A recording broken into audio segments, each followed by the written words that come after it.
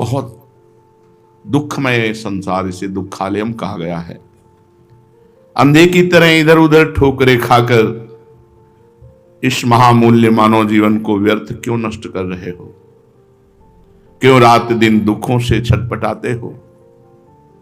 आठों पहर सुख के लिए हाय हाय करते हो, सोते जागते सब समय भगवान का स्मरण नहीं करते हो तो कभी सुखी नहीं हो सकते। कहीं भी सुख मिला हो किसी को तो बताओ। जिसको सुख समझकर भोग रहे हो वही तुम्हारी छाती जला रहा है, वही तुम्हें दुख दे रहा है, वही तुम्हें अशांति प्रदान कर रहा है। देखो ना, जहां भी सुख की कल्पना करते हो वहीं दुख से टकरा कर चूर चूर हो जाते हो। मन में यश, धन, परिवार, स्त्री, पुत्र, पुत्री, यही सब भरे हैं। बार बार जन्म मरण, बार बार दुख, यही सब भोगना पड़ेगा। अगर सुख चाहते हो, अभी तक जिस सुख का कहीं दर्शन भी नहीं मिला वो तुम्हारे अंदर है और वो भगवान के नाम जप से ही प्रकाशित होता है।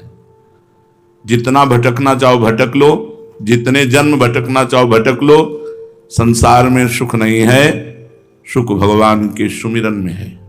राधा राधा राधा राधा। सोचते हो स्थान परिवर्तन करने से सुख मिल जाएगा? भारत में इतनी सुविधा नहीं है जितनी इंग्लैंड में है, थाईलैंड में है, अमेरिका में। कर्मों का जाल बिछा हुआ है, उसे कोई टाल नहीं सकता। बिना भगवान के कोई बचा नहीं सकता। पांडवों के जलाने के लिए दुर्योधन ने लाक्षागृह का निर्माण करवाया था। असंभव था बचना, लेकिन बचाने वाले भगवान श्री कृष्ण एक बाल भी नहीं झुलसा और सब व्यवस्था बन गई थी विदुर जी के द्वारा, सुरंग और सब, वो सब भगवान। अगर हम भगवान का आश्रय लेंगे, भगवान का भजन करेंगे तो ही हम दुखों से बचेंगे। नहीं हटकर कहां जाओगे? जहां जाओगे वहीं माया मिलेगी। माया ही तो है। गो गोचर जहां लग मनु जाई, सो सब माया जानो भाई। जहां तक तुम्हारी दृष्टि और मन जाएगा सब मायामय हो। जहां मायामय है वहां दुख ही दुख है। दुखालयम शाश्वतम, नाशवान सब वस्तुएं हैं और दुख है। हटने की जरूरत नहीं है, भागने की जरूरत नहीं है।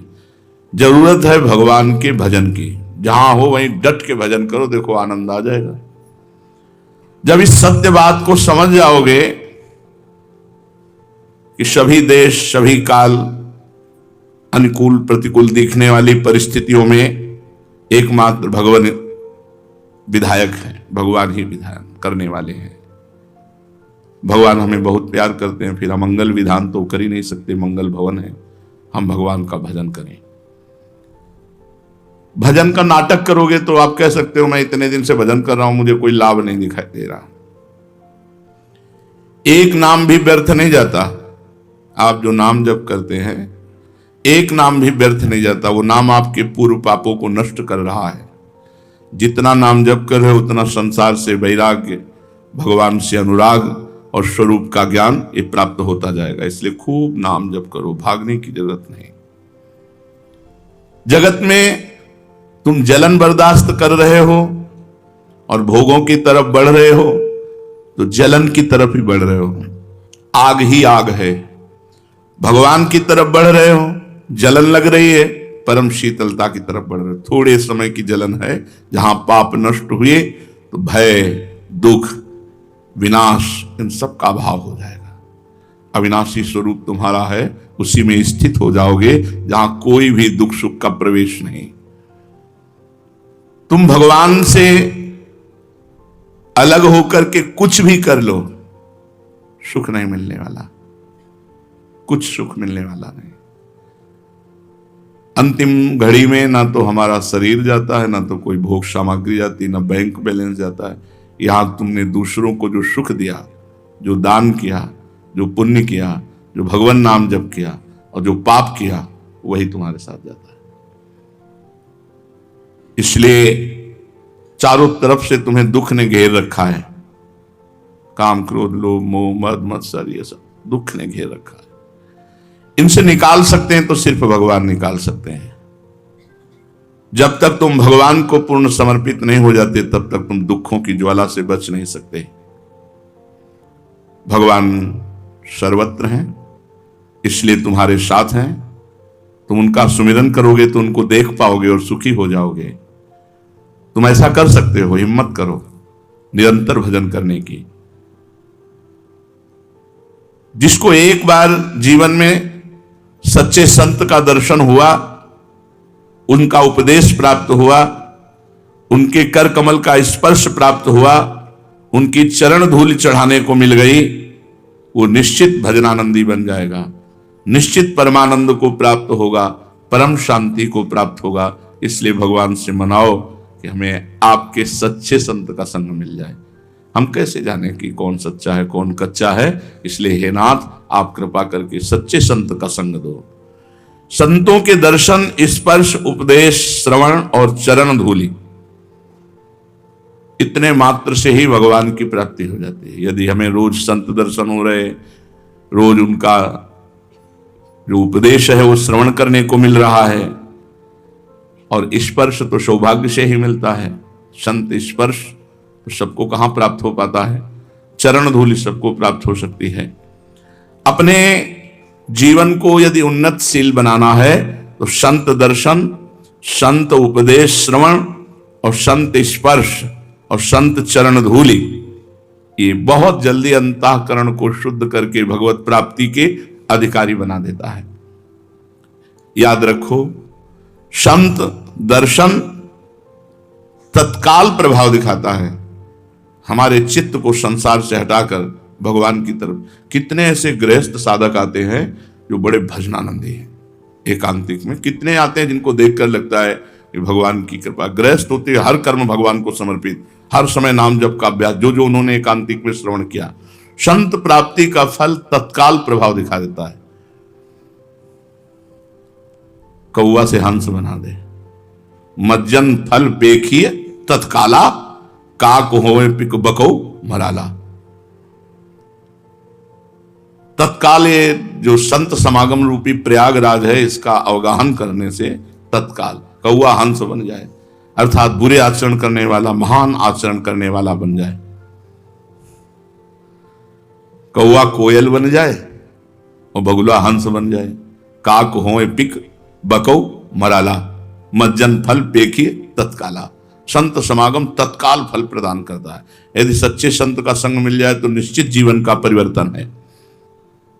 संतों के द्वारा कभी किसी का अहित नहीं होता। वे यदि किसी का शाप दे दें तो परिणाम में भगवत प्राप्ति ही होती। जैसे देवर्षि नारद जी ने नलकूबर मणिग्रीव को शाप दिया, जाओ तुम जड़ की तरह नंगे खड़े हो गंगा जी में, अपवित्र विचार वाले, तुम वृक्ष योनि को प्राप्त हो। तो नलकूबर मणिग्रीव यमला अर्जुन बने, लेकिन कहां के बने? भगवान के घर के दरवाजे के। तो ये शाप हुआ कि वरदान, इनको कभी भगवत साक्षात्कार नहीं होता। लेकिन नारद जी ने जब शाप दिया तो भगवान उखल बंधन की लीला स्वीकार करके और इन दोनों के बीच में उखल फंसाया और इनको जड़ योनि से मुक्त करके स्वरूप में स्थित कर दिया। इनको भगवान के दर्शन मिले, भगवान का स्पर्श मिला और भगवान से संभाषण करने को मिला। ये देवर्षि नारद जी के शाप से मिला। अगर संत क्रोधित हो जाए और वो आपको शाप भी दे दें तो मुनिन कर क्रोधो मुक्ति दातार, वो ऐसा विधान करेंगे जिससे आपका मंगल हो, अमंगल हो ही नहीं सकता।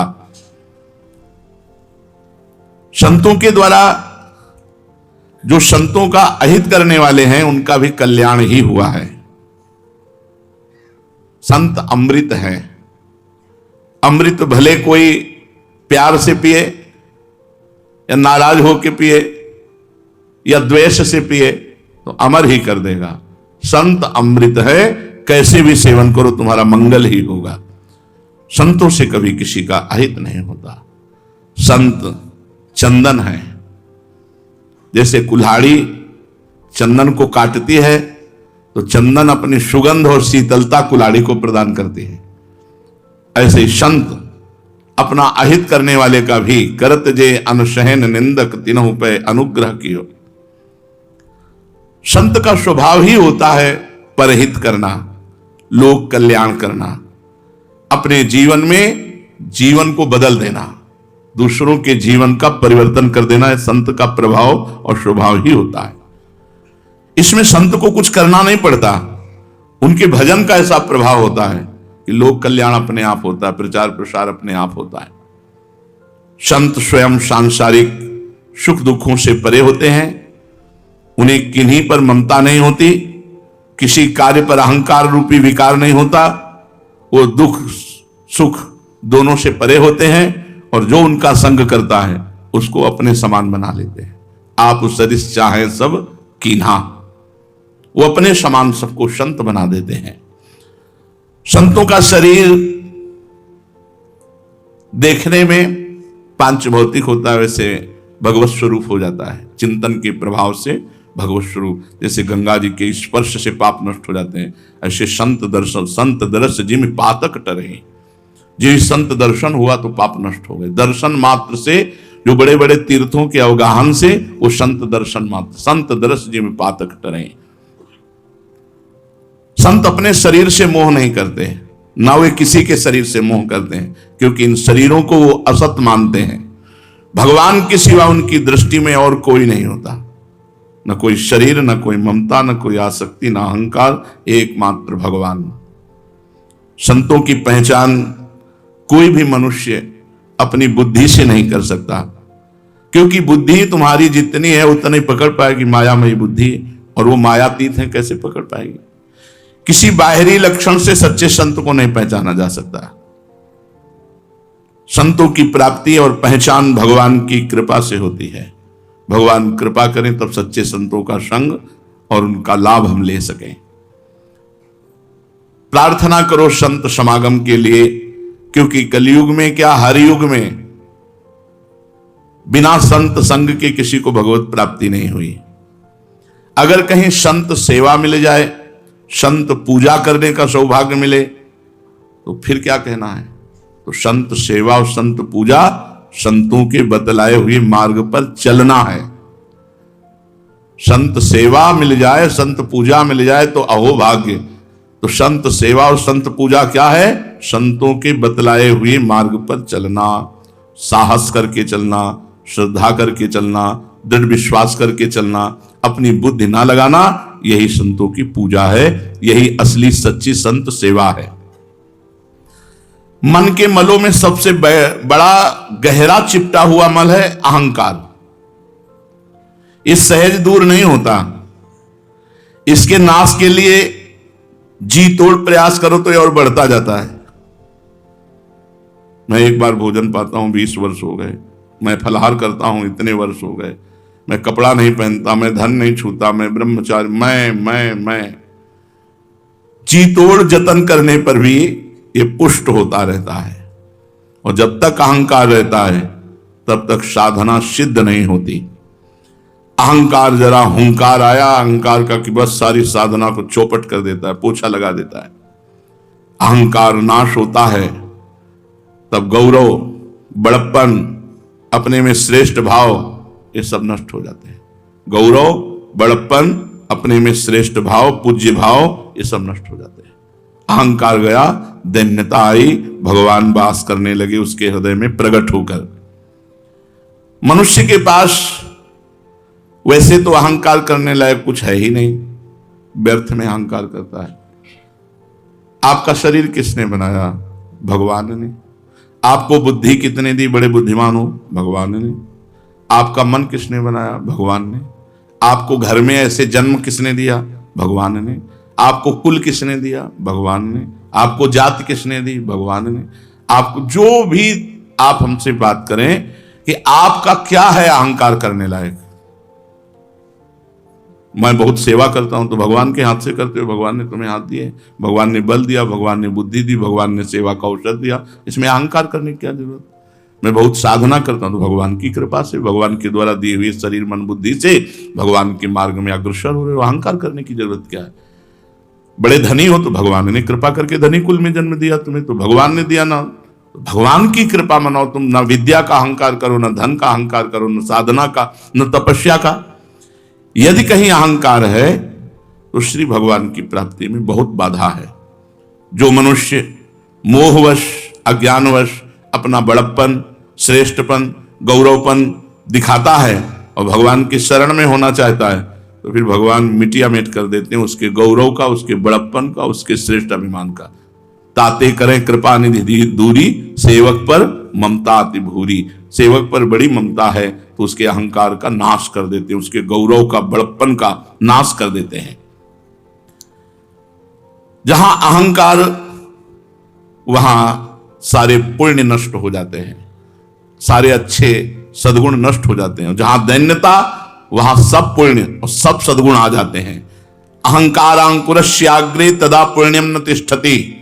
जिसका अहंकार बढ़ जाता है उसके सारे पुण्य नष्ट हो जाते हैं। वो ऐसी बोली, ऐसी चेष्टा, ऐसा सब साधन पुण्य नष्ट हो जाएगा। दैन्यता सब साधन बढ़ेगा, पुण्य बढ़ेगा, सद्गुण बढ़ेगा। याद रखो, भगवान को छोड़कर तुम्हारा कोई और नहीं है तो व्यर्थ में अहंकार मत करो। न तुम्हारी बुद्धि है, न तुम्हारी तपस्या, न तुम्हारी साधना है। यार है क्या, मतलब क्या है, बस केवल बड़ी बड़ी बातें हैं। एक सेकंड में सब जलकर खाक हो जाता है। कुछ बस नहीं, किसी का कोई काहू को बसना है, जो कुछ हो सब तुम्हारी कृपा से बिहारी बिहारी। होश में, होश में, अहंकार नहीं। किस बात का अहंकार? भगवान को छोड़कर और किसी का भी सहारा ऐसा नहीं है जो तुम्हारी सारी विपत्तियों का समूल नाश कर दे। यहां तक कि साधन करने वाला पुरुष भी यदि ये मानता है कि इस साधन के बल से मैं सारी बाधा विपत्तियों को मिटा दूंगा, वो गलती कर रहा है, गलती। वो फंसेगा विपत्तियों में। अपनी तपस्या के बल से वो सर्व विपद भंजन नहीं बन सकता। सर्व विपद भंजन केवल भगवान है। शरण में हो जाओ। एकमात्र सर्व विपद भंजन, समस्त विपत्तियों को मिटाने वाले भगवान, उनकी शरण में हो जाओ। तुम्हारी दुर्दशा तुम्हें भोगनी पड़ेगी, कोई बचा नहीं सकता। इसीलिए हम सबसे प्रार्थना करते हैं, शराब मत पियो, मांस मत खाओ, बहुत अपराध है। पर स्त्री गमन मत करो। मनुष्य जीवन सब पापों को मिटाकर भगवत प्राप्ति करने के लिए मिला है, आनंद प्राप्त करने के लिए मिला है। यदि ये छूट जाएगा तो फिर साधना नहीं कर सकते किसी योनि में। अब इसमें आके मनमानी आचरण करोगे तो दुख ही भोगना पड़ेगा। सर्व विपद भंजन एकमात्र श्री भगवान है। उनकी अहेतु की असीम दया पर विश्वास करके भजन करो, निरंतर भगवान का सुमिरन करो, जिससे तुम्हारी बुद्धि शुद्ध रहे।